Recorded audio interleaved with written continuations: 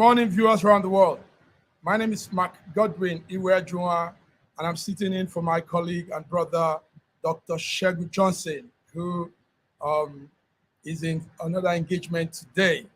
But this is News Echoes, Schengen Story News Echo, and today we're looking into the global African news updates. News happen all point in time. News occur. There is updates going on. But what we do here is bring a little of what has gone, what has happened, and give you the viewers. And you are in the position to also decide on which side of the news you want to follow. So, but doing this, it's not me. I'm here with my colleagues, my friends, and coordinators of the SSM News Echo team. And joining me from Lagos is our one and only Diva BD. BD, good morning. Welcome to News Echo Global Africa. Good morning, Massive Mark. Good to have you today. Good morning, everyone in the studio, all our viewers all over the world.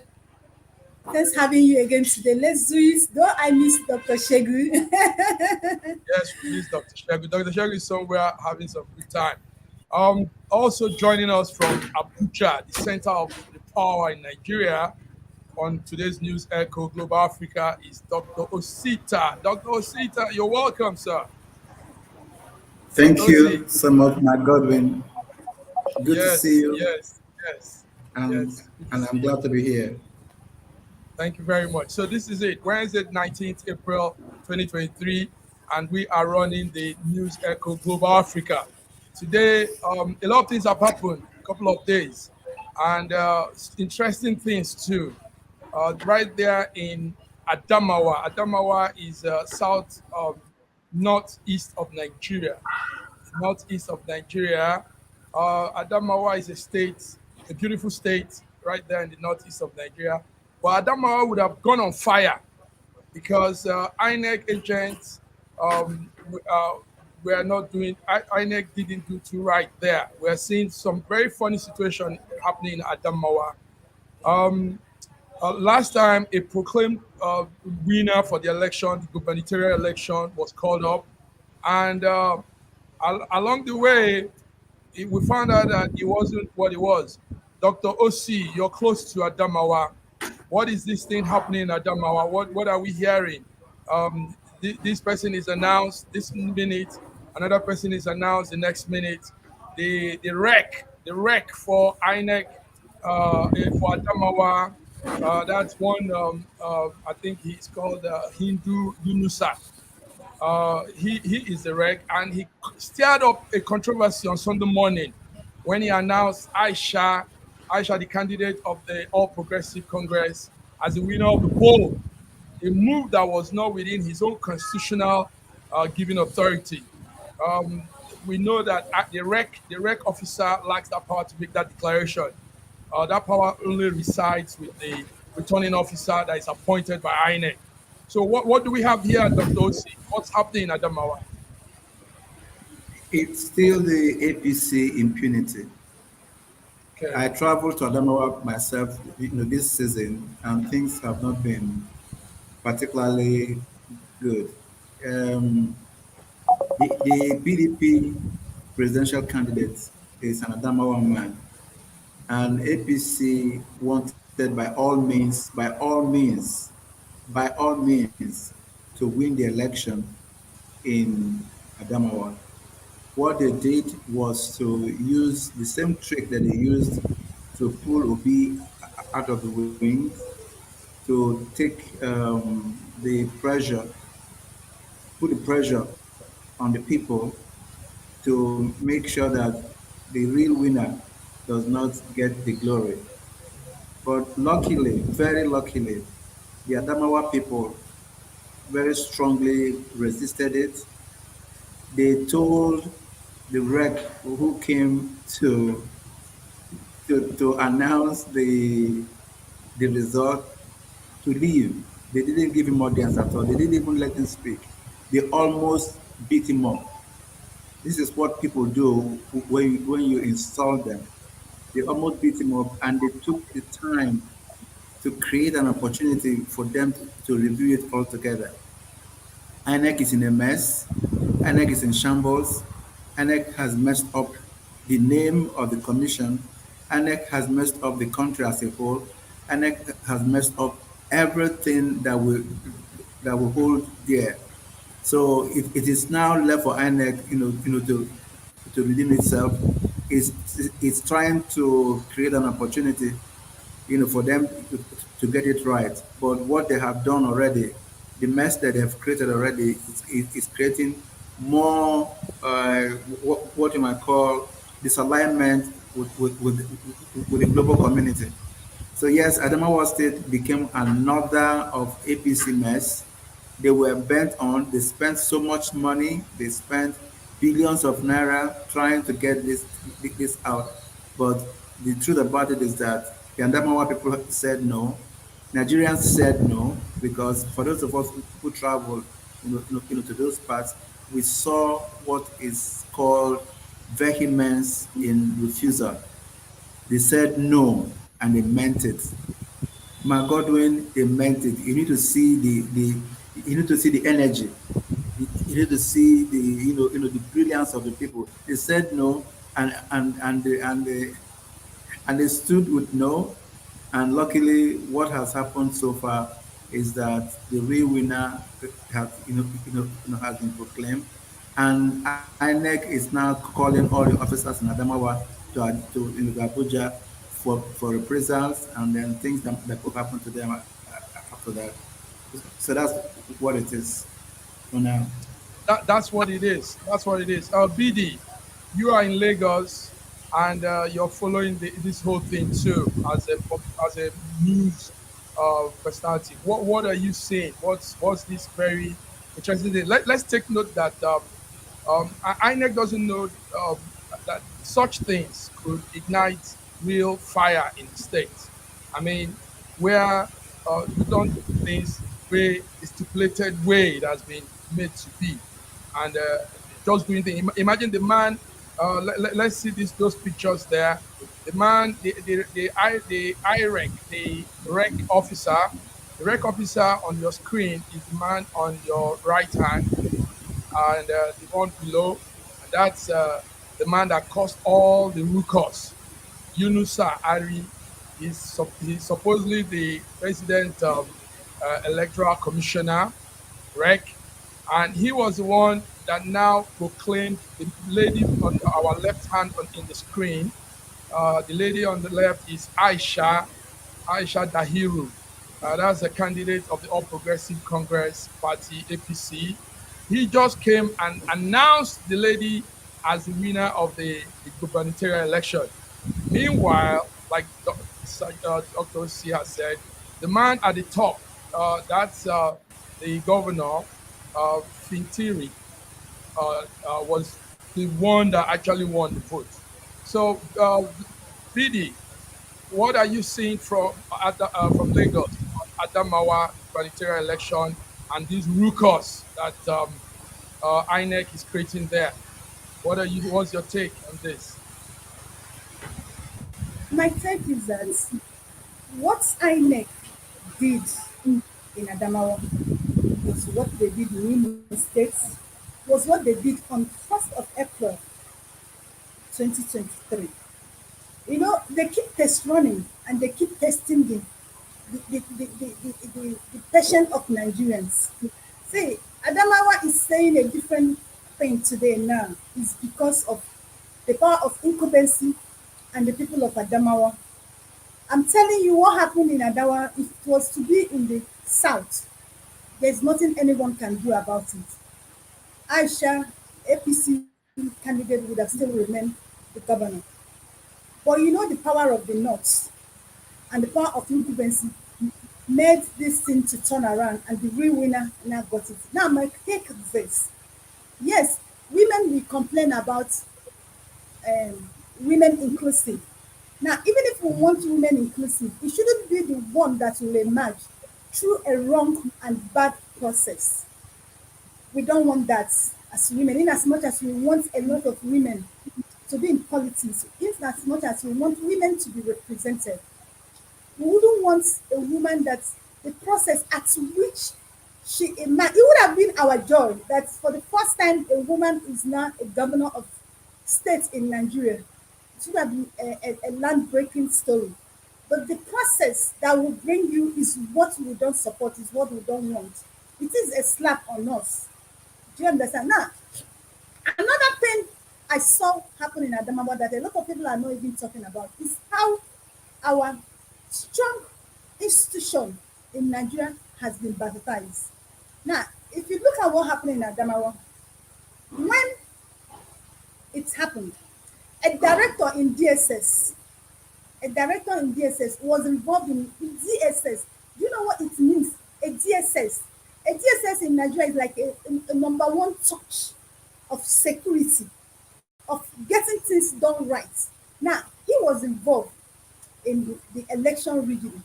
Now, the DSS, the INEC, they came out, they are investigating the attack on their people. Please, you guys should stop giving us those kind of things. When you don't respect yourself, when you don't respect what you stand for, you bring yourself down for people to rubbish you. So it's a normal thing. Now, that is one. Secondly, if you look at when that wreck was making that announcement, he was with police officers. They were by his side. They guided him, they protected him, they led him to make that fake, that's wrong, that's stealing announcement. That shows you that Nigerians is destroyed. If DSS and police, you know what these two commission mean in Nigeria, and INEC could add this kind of evil in Adamawa, then what are we talking about? So the thing is this: yes, they've been able to correct it and announce the real winner. Now, my question is this, or my plead to INEC: can they start on this platform of announcing the real winner in Adamawa and start re-announcing the real winners of other states, and even re-announce the real winner of our presidential election? That's the only way INEC can redeem its image in Nigeria.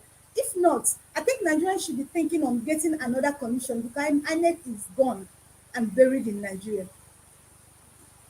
Wow, these are strong words. Dr. Osi, do you second what BD is saying? These are real strong words. INEC needs to begin to announce the real winners of every state. The real winners, yes.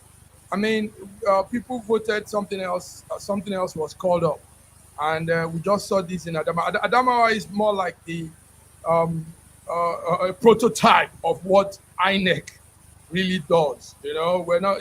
It's not transparent. It's not. I mean, that's not how elections are done. Dr. Osi, what's your view on this? BD said some real strategic highlights there. What do you want to put to that? We need Yeah. to Your get. audio. Yes. No, go ahead. Go ahead. We can hear you. BD and I are saying the same thing. We just need to. We need INEC to redeem its name. When the two vice presidential candidates, had a press conference, the issue was just exactly what we're talking about now. There is no other thing. There's no other thing that can be done that will be acceptable. Let INEC go back to the drawing board, release the results the way they are, or cancel the election. Release the result the way they are, or cancel the election. There's nothing else that can please Nigerians if we don't get it right. They thought this would be the same thing, the same Nigeria that no, 16 million new voters, came on board, and these are people who have never voted before. They want to see their results. So, unluckily, the flag bearers for Labour Party and the PDP, they are strongly against what APC is doing, and so INEC has been completely, put on the test. So yes, like Billy said, let them start re-announcing. If they can go back to the presidential election and say, okay, fellow countrymen, we're sorry, we made a mistake. The real winner is this, and then they go back to the state and say, fellow countrymen, we're sorry. These are the real winners. And then they go to the to National Assembly and then the state House of Assembly. This is the only way Nigeria will get it right again because everybody is now laughing at us. You know, they are saying, okay, let's see how they will get a drug baron as president and think that they will still call them the giants of Africa. Hmm. That's what people are saying. I'm in the international E- circle e- and that's what I hear. It's really very, Everybody's, yes, everybody's really laughing at very us. sad. This morning, anyway, early this morning, a group of media organizations and some personality came up and said there has to be that wreck, that Adamawa wreck must be removed. You know, they are calling for his removal, total removal. You know what INEC has done is suspend him. That's the UNUSA. So we're calling for a total removal of the man. That's not He's not fitting for that office. He doesn't My represent. God, my Godwin, the Yeah, suspension means nothing in Nigeria. The that's man, why the they're man asking for a total suspended, removal. the That's man correct. suspended will come in through the back door and become a director tomorrow. Okay, and repeat what he has done again now in a bigger scale. bigger scale. Exactly, Yes, exactly. that's why I joined the organization too, and we're asking for a total removal, not suspension, because he's not fitting for that office. Thank you very much, Dr. Osita and BD. Now, moving forward is another critical thing that's a very funny. It's funny somehow, but these are serious issues that blows into our face. Um, our so-called elected presidential candidate, Bola Ahmed Tinubu, um, in the midst of the other stories, now came up this story of him having dual citizenship. Um, Dual citizenship. The president-elect Bola Ahmed Tinubu, after his winning, Guinean, Guinea. Guinea is a country right there in Africa, and it's been said that it surfaced actually in the social media that he has a Guinean passport, sending internet users and a lot of Nigerians into what you call a frenzy mode over that whole situation. On Saturday, a young man called David Hendian Good uploaded DM. this image of the Guinean passport into the social platform, and people, tongues began to wag and everything. The passport was issued to Bola Ahmed Tinubu while he's Ali. We all know that he has a very strong relationship with the one-time president of Guinea, that's Alpha Conde, and he has publicly also said that he helped Condi get back his re-election in 2015. So, but actually, Condi has moved through a military coup. But the story now is a Nigerian president. Is it suiting to have dual citizenship? Is this how what he swore on that oath that day as he took the form of APC to be a presidential candidate? Dr. Osi, you're good at this. Is it okay? Is it constitutional? Because I have my own views with what I read through in our constitution. Our Nigerian constitution on the section 137 of the constitution says a person shall not be qualified for the office of president if subject to the provisions of the section 28 of this constitution, he has volunteered the citizenship of a country other than Nigeria, or in except if such cases may be ascribed by the assembly, and if he has made a declaration of allegiance to such other country. That's what our constitution says, the Federal Republic of Nigeria Constitution, section 137. So, Dr. Osi, what's this? What's this new thing about Guinean passport and Tinubu? What do you have there?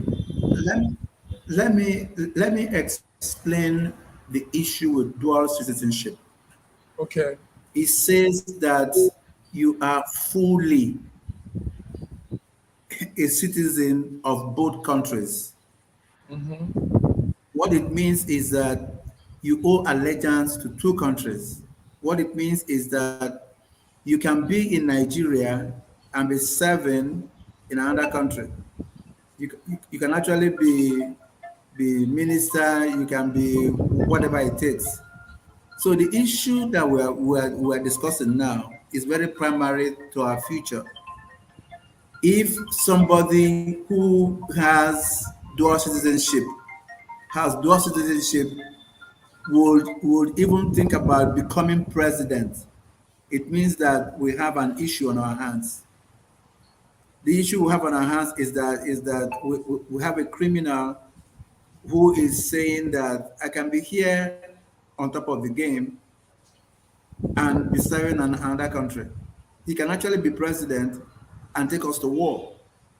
He can actually be president and bring us to great disrepute globally. What that means is that we have an issue with the determination of the constitutional, provisions of the country. If somebody with dual citizenship can even contest for, my problem with this, there is so much impunity in our minds. Somebody who has dual citizenship, he bought an electoral form for 100 million, contested an election, gave them money to declare him a winner. Meanwhile, he knows that he is not just Nigerian. He is both Nigerian and a Guinean. Well, it baffles me that somebody, can even do that. Because what it means is that he's saying that you guys can go to hell. I can do whatever I like. Yes, I have dual citizenship, but I want to be president of Nigeria. What he did with Alex Conde is what he's doing now. For him, everything is about money.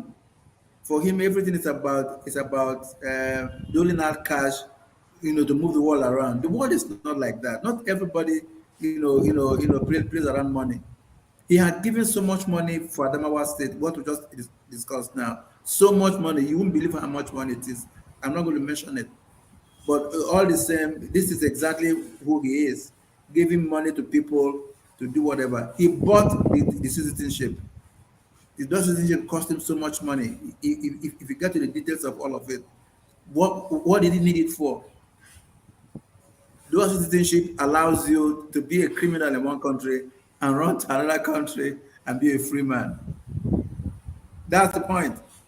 So you can, you can actually, think about what I'm Yes, saying. and one thing is the APC and his team, they are making light of this whole thing.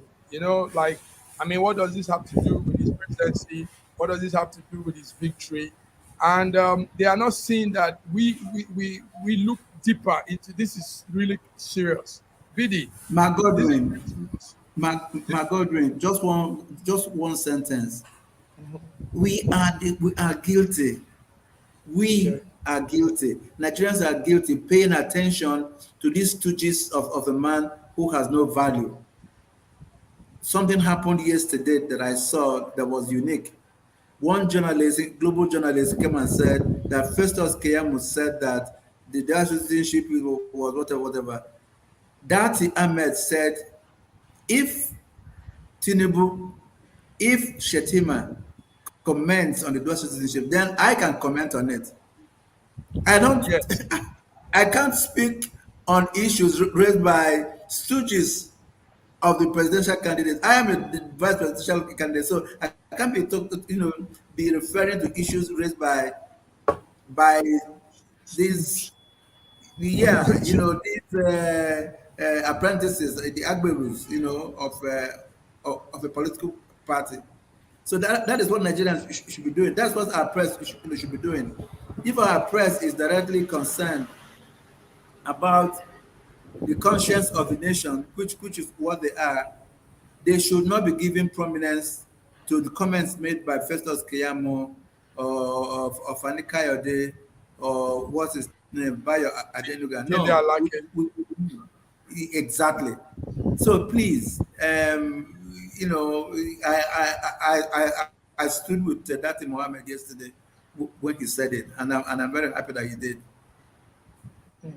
BDA, yes. The man that wants to rule Nigeria can also run to Guinea, and I mean, he could be going back and forth, and on that day he's going to swear an allegiance to Nigeria. How do you see this? You know, I'm actually more surprised with Nigerians most times than the perpetrator of this crime, because we shouldn't be debating, talking, or deliberating on this. It is well stated out there in our constitution. But because of how low we have gone as people, because of the criminal minded and how particular set of people has feel that with money they can make us turn this country around and they have their way. That is why we are even discussing this. I'm telling you, I wasn't expecting anywhere meaning Nigeria or anywhere meaning institution to be discussing this. What I expected by now is that decision has been taken on Bola Ahmed Tinubu because he committed crime. But rather, what they are doing is going after the journalist that brought out this to the limelight. They're after the guy. They've reported his Twitter account and he's been taken down, and they're after him as a person. Now, my question is this: for how long will APC government and Buhari, APC party and Buhari government go in deepening or hiding or suppressing truth in Nigeria? How long will they go? Do you understand? Now, another thing is that a whole minister of this country, Fashola, coming on air to tell us that every Nigerian have rights for dual citizenship. You know, that one got me mad. At the time, I said, please, I don't want to watch this again. I'm telling you, I didn't even know how that interview with him ended because I got so upset that a minister, do you know what it means to be a minister of Federal Republic of Nigeria, coming on air to justify evil, to justify crime? See, honestly, to me, if you ask me, we don't even have issue here. By now, decision would have taken. Not just that he had a dual citizenship, he even lied. Now, this is person we are giving, we are handing over all our life, the life of our children, life of our children into his hand. Has come, he has dual citizenship, which means he's allegiance to two different countries. Do you know what that means? Now, if Guinea has a problem that needs him, he can actually abandon us here in Nigeria and go there because he's still a citizen there. And he can decide to kill all of us here and go back to Guinea, and he has a home. So what I don't understand is this argument, this deliberation on this issue. As of now, decision should have been taken, and that settles it.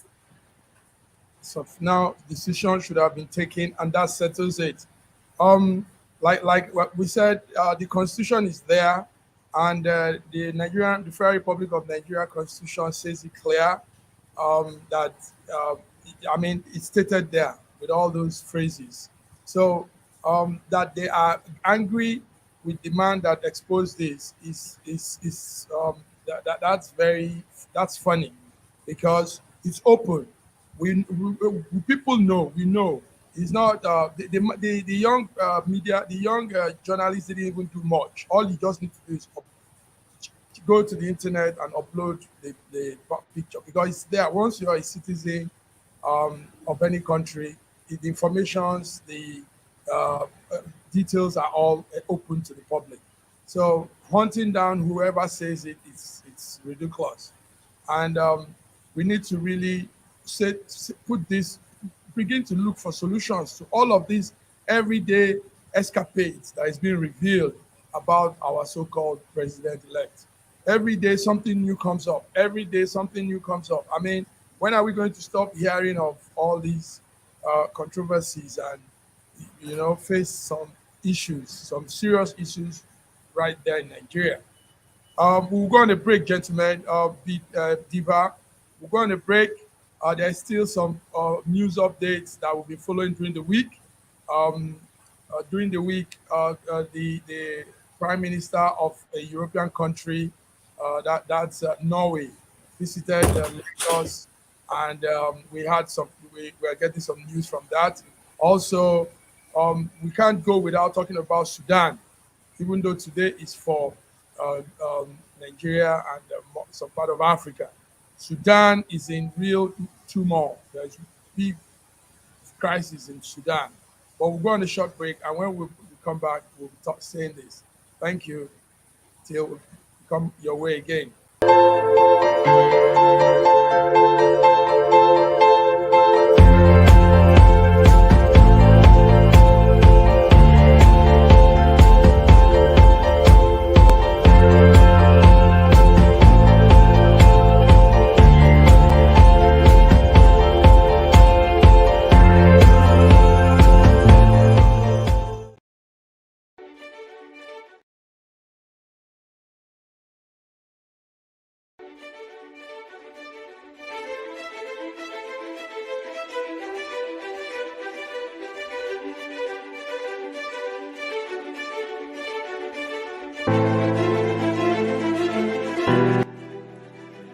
Hi there, I'm Mary Keurig, and I am a businesswoman in the United States, but I'm also the Global Content Vice President for the Sub-Saharan Open University in Nigeria. I could not be prouder to work with Dr. Osita Anamika and his team on helping to create not just entrepreneurs and skill-based talent that will get out into the workforce and make a living for themselves, but also young leaders. And to that end, with this integrity-rich university environment that's accredited now, and it's just an amazing opportunity for anyone there of any age to jump on board and learn, we want to let you know about a new offering that we have. We have a global governance and diplomacy course now provided by a whole team of people that crosses several countries to put together these resources and lots of great information for those of you who might be on the path toward public service and diplomatic service, NGO leadership, that sort of thing. We hope that you will walk through this open door and enjoy.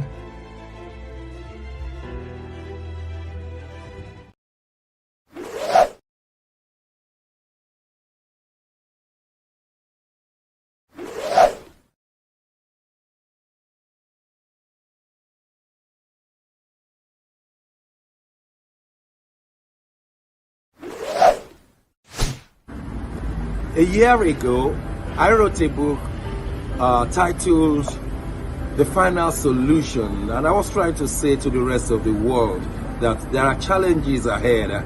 Now, a prophecy did come, and that prophecy is coming to pass. But I'm telling you, the final solution has been found many years ago in the Bible, because the Bible simply says righteousness exalts a nation and sin is a reproach to the people. So I want you to know that we can get solutions to problems in Ukraine, in Russia, in Nigeria, indeed all parts of the world. We need that solution, and the solution is straightforward.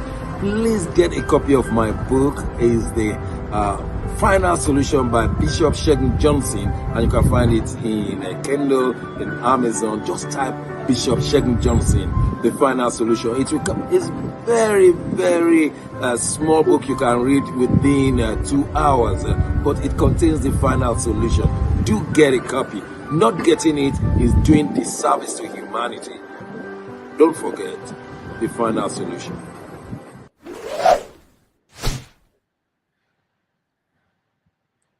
Don't forget The Final Solution. You're welcome back to News Echo Global Africa. Today, Wednesday, 19th of April, 2023. And we're giving some updates, major occurrences in Nigeria. Right here with me are my colleagues, Dr. Osi from Abuja and BD right there in Lagos. BD, Dr. Osi, yesterday, the Prime Minister of Norway. Norway is north of Europe, not Europe, northern Europe. The Prime Minister visited our governor, the governor of Lagos State, Sanwo-Olu, and Sanwo-Olu was so bold to say he won his re-election with a landslide. I was listening to that. I was watching it. The governor said he won his election with landslide, and he's ready to do partner with Finland, Norway in so many things. Now that it's I'm not against the partnering, the development plans or engagement collaborations. His words was what I was looking at, winning with a landslide, and I said, "Is that true?" I was, winking with one eye and wondering if that statement was true. Is that true, BD? Did Norwegian visit to Lagos State and the governor telling her he won with a landslide? Is that true? Massive bag. What you should understand about way Nigeria is that lies has been legalized in Nigeria.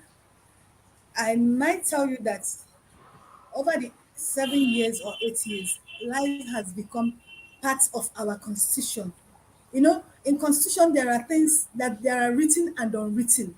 There are some invisible things you might not find in the constitution, but you have seen it to become norms of the society. And lies is one of those things in Nigeria, in this Buhari regime. For someone to look Nigerians, look Lagosians in the face and tell an international body that he won Lagos State election with landslide. What do you expect me to say? Because they will not even give people chance to fault what he has said. And even the Norway people that are asking him, are they not aware of what happened? Are they not aware of the truth? What were they expecting him to say? So it's been a norm in Nigeria, and no one will challenge him. And the people that came, they know the truth. But most time, all these international bodies, international country, they are not even interested in what happens to you. They are focused in what they want, the benefits. So they will not tell me they don't know what transpired in Lagos State. They will not tell me that Lagos State, even as of now, is still hot. Do you understand? In a state where no one is talking to you, and there's no peace, and there's cold war in Lagos.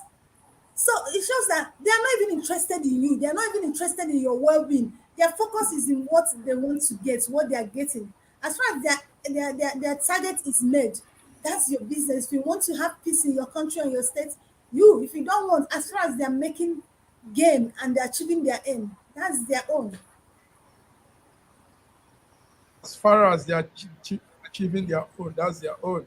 Yeah, Dr. Osi, did you hear that the Norwegian, sorry, it wasn't the Prime Minister, it's the Foreign Affairs Minister. She was there in Ikeja, the Lagos State House, and the governor of Lagos State, Babajide Sanwo-Olu, met with her, and what he said was, they said a lot, but what picked media homes more was the word he used, that yes, he won the election and he won with a landslide, that the people likes him and they want him back. Dr. Osi, what's your view on that? I am sure that BD is very angry. I am angry too. I am very angry.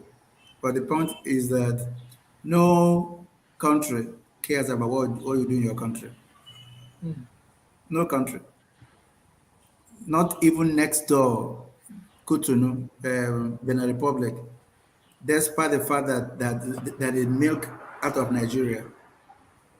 What Sanwo-Olu said was wrong, was a lie, but that's not what the minister cares about.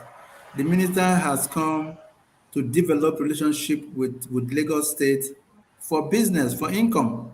It's an IGR visit. It is an income generating visit for her country. So what she wants to hear is that the business is possible, that they'll make profit, they'll make gains.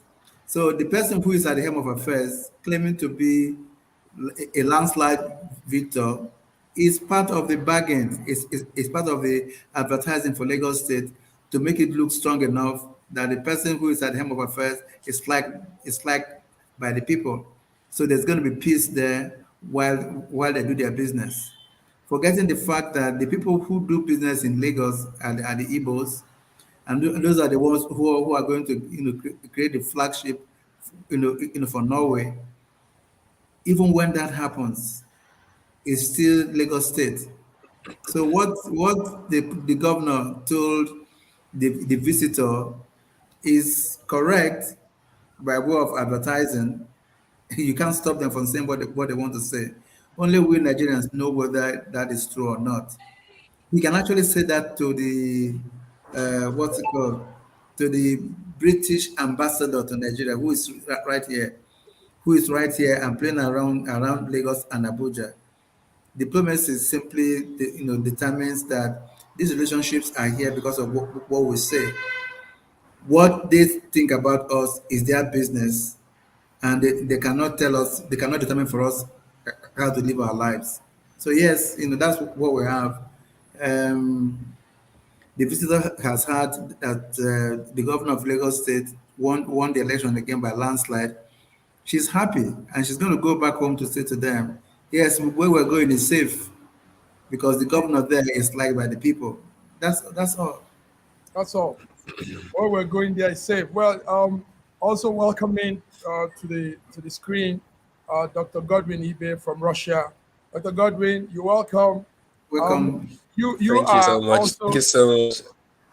In fact, Russia is a little bit is even closer to Norway, and I know you followed the news of the Norwegian foreign affairs minister visiting Nigeria. I will probably Russia and Finland and Sweden will probably do the same, going to see get into engagement with Nigeria with some states. Dr. Godwin, what's your take on this? How do you see this? Yeah, first of all, I'd like to greet all my dear panelists, all the legends here with the wealth of wisdom, and all the fans and all the fans, viewers who are watching from around the world. It's always a great opportunity on these topics. Now, getting straight to the point, yeah, we are in a time where there's a shift from a unipolar system to a multipolar system, as one school of thought we see it, while on that school of thought we just basically see it as some would say de-dollarization, while others would say it's east-west divide. It's a tricky situation. It's now getting back to the importance of diplomacy for much of the time we've lived after the Second World War. We've gotten used to a unipolar system where diplomacy was not so important. You just had to obey one person, obey what you call rules-based order, yeah, not necessarily international law or UN law, just a way, that is like a tradition, made by one party or something. And it was okay. And then you also had the Security Council to step in. They had one voice on most issues because of the agreement on who's the boss and who's not the boss. And so you could see all these things in Libya, like removing Gaddafi, Kosovo, taking from Serbia. And all these things went really without much hustle in Security Council because everything was pretty much clear. But now with the ban, the Chip Acts ban on China, trying to contain Huawei, trying to expand to Ukraine, trying to bring Britain and Finland into NATO, it's shifted a little bit. People are more assertive on their rights, on their backyard, on their neighborhood, on their strategic interests. And it all goes to show that diplomacy is more important now than ever before. Now, concerning Africa, Africa is a place where a lot has realized it's important. Not that they realize, it's just that there's competition now for Africa's interest. And then because China is more active these days and has invested a lot in in Africa has awoken the interest of the West, who is trying to balance and to counter that. And the West have always also invested, but it's more like not really infrastructure, but more like resources, trying to do business with our resources, and also weapons. But Africa needs to realize that every money spent on weapons, um, when it's not connected with terrorism or improving the standard of living of the citizen, is money wasted, because this money is only going to take you down the ocean, because it's especially when there's corruption, it's going to be mismanaged, going to get into the wrong hands. There's going to be more Sambisa forests. There's going to be more unknown people, whether they are headmen or they are gunmen or they are whatever. So Yes. a lot need to be spent in the right direction to lift up the standard of living of people out of poverty, and building relationship with everybody, both the East and the West, and stop picking sides. People who are not living in Ukraine or Russia are picking sides and on which way they should belong, rather than trying to cement relationship with all parties. Yes, rather than trying to cement relationship with all parties. Um, some real strong diplomatic opinions there. Now, going to that side you're in, Dr. Godwin, we can't go out on this news without talking about Sudan. As at this morning, about 220 people have been confirmed dead, and 1,800 people wounded in just a battle. It's not yet a war. It's just like infighting. It's been a week-long battle um, that has now exploded into real, very, very barbaric situation there. And this whole thing is just between two generals and their supporters. And now the fight is escalating. Now people are scared that too many civilians might lose their life more, like the U.S. Blinken is telling us, U.S. Secretary of State. The battle also is spreading.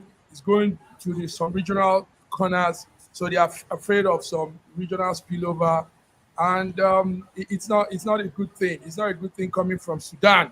Sudan is in a tribal war there, or what we call um, um, uh, Civilian leadership. war.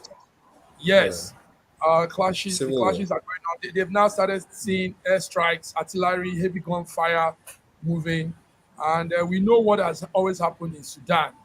We know what happened when there was that uprising in 2019 with the dictatorial ruler Omar al-Bashir, and now another one is coming up. Dr. Osi, before Godwin comes back again, Dr. Osi, what's happening in Sudan? I know you cover all of those parts too. What's happening in Sudan, Dr. Osi? You just said it all. Two old friends. Two old friends. They have been friends. They're actually friends like kids. Now they disagree. The entire country pays for it. Mm. This is unbelievable. And I'm surprised that you're saying that is not war yet. This is the definition of civil war. That is what it is. This is full-blown civil war. And you know why it is so bad? It will not end as easily as it started. Because by the time people get killed and many more people are being looked for, people are going to keep extending their powers to places where they should not. Sudan, most people may not know, used to be one of the most peaceful countries in the world. Time was when in South Sudan, on Friday afternoons, people who are selling currencies will leave their money on the streets there and go to the mosque. Leave their money on the streets and go to the mosque. Nobody's watching it. They come back, nothing will happen to the money. That is the country now that is at war. That you cannot find people on the streets anymore, and people are dying in their droves. It's a very sad situation. And the only thing that I'll tell Nigerians about this is that what is causing the war in Sudan has happened several times over here in Nigeria. We are only lucky that we have not gone into a full-blown war. And we are praying that we don't get there, because if it happens, it will not be like the 1966 referendum. Thank you.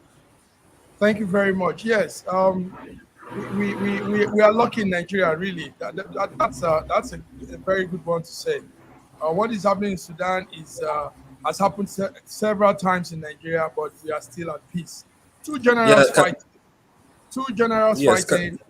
Go ahead. Is that actually? Sorry. Yes, go ahead. Okay, go ahead. I'll come in after you. Is it me? Yes. Yeah, yes. You know, when they say two general, they're talking about Buham and Hemedi did fighting. You know, or maybe probably I'm to be corrected.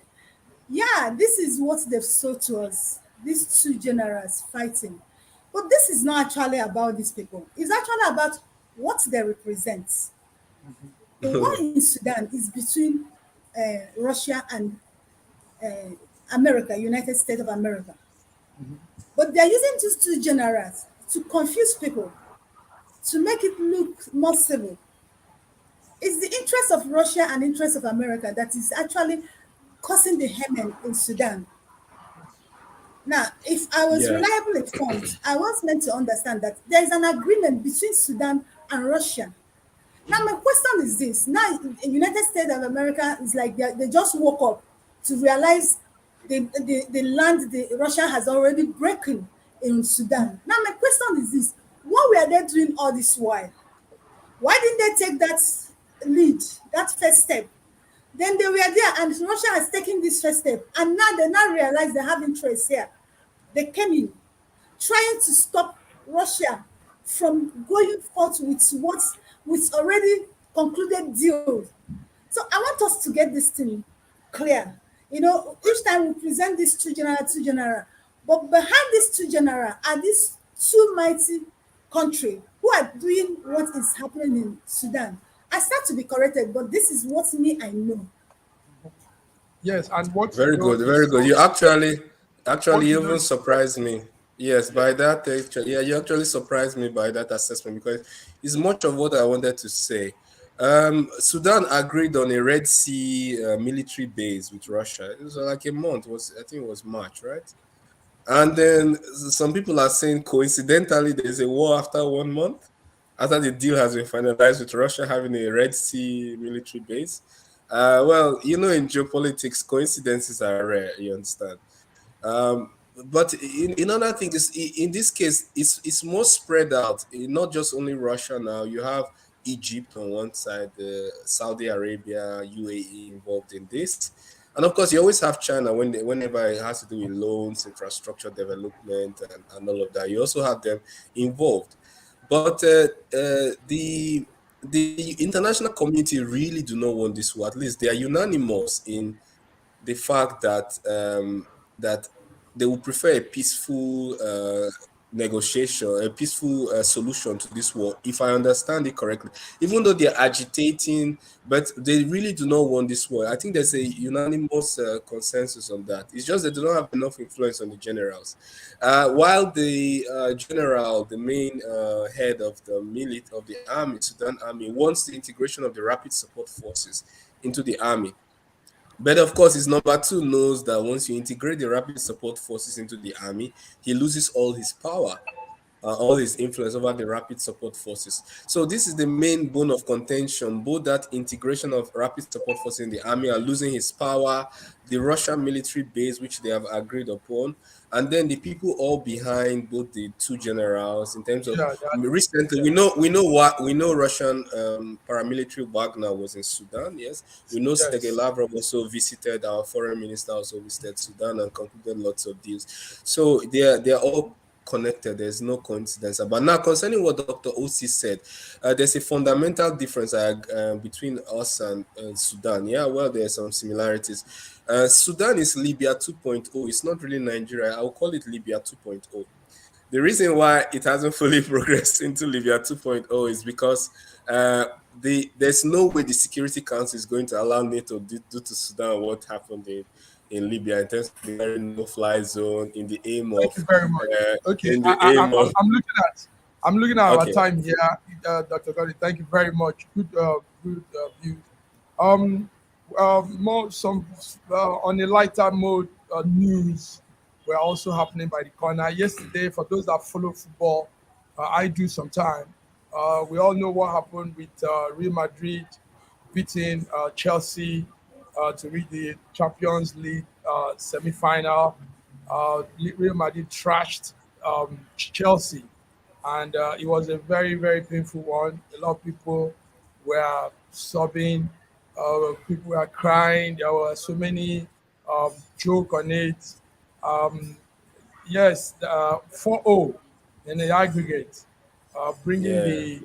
the London club side to an end, and we a lot. It was really very sad here. So Real Madrid goes now to play the league semi-final, and we know what this means for Real Madrid. So I don't know who watches ball, who's on the ball side, who's on the football side. I think we all do. Okay. Also, moving on a lighter note. Moving on a lighter note. On Saturday, for those of us that are entertainment people, because we're really saying that the Nigerian entertainment should go global, should begin to become like the Jamaicans did with the reggae music and the calypso and all that music genre. On Saturday, there'll be a very massive music out fiesta in Lagos. Davido, the popular Davido, will be having a concert at the Tafawa Balewa Square, and it's going to be a big one.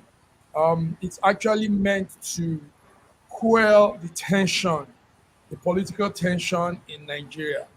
So some of the media team reached out to me to also announce to people in diaspora. So I think it will be live also.